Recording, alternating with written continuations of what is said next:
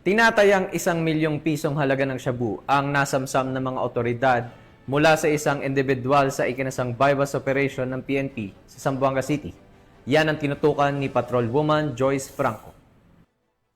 Tinatayang 1,020,000 halaga ng shabu sa isinagawang drug bypass operation ng City Drug Enforcement Unit, Zamboanga City, katuwang ang City Intelligence Unit, PNP-DEG at Zamboanga City Police Station 11 sa pakikipagkoordinasyon ng PDEA Zamboanga City sa Aquino Drive, Barangay Canilar, Zamboanga City nito lamang ika-29 ng Abril taong kasalukuyan. Kinilala ni Police Colonel Fidel B. Fortaleza Jr., City Director ng Zamboanga City Police Office, ang suspect na si alias Manoy, lalaki, 47 taong gulang, isang college graduate at residente ng Barangay Camino Nuevo, Zamboanga City. Nakumpiska mula sa suspect ang mga sumusunod na item: isang heat-sealed transparent plastic sachet na hinihinalang shabu na ginamit bilang bypass, dalawang heat-sealed transparent plastic sachet na hinihinalang shabu, isang possession ng driver's license at iba pang non-drug evidence. Tinatayang 150 na gramo ang kabuuang timbang ng nakumpiskang hinihinalang shabu na may tinatayang halaga ng 1,020,000. Maharap ang suspect sa kasong paglabag sa Republic Act 9165 o Comprehensive Dangerous Drugs Act of 2002. Ang mga nakumpiskang ebidensya ay nasa kustodiya ng Zamboanga City Forensic Unit 9 para sa agarang pagsusuri, samantalang ang suspect ay dinala sa Zamboanga City Police Office Custodial Facility para sa dokumentasyon at tamang disposisyon. Patunay lamang na ang pambansang pulisya ng Pilipinas, katuwang iba't ibang ahensya ng gobyerno, ay hindi nagpapabaya sa kanilang sinumpaang tungkulin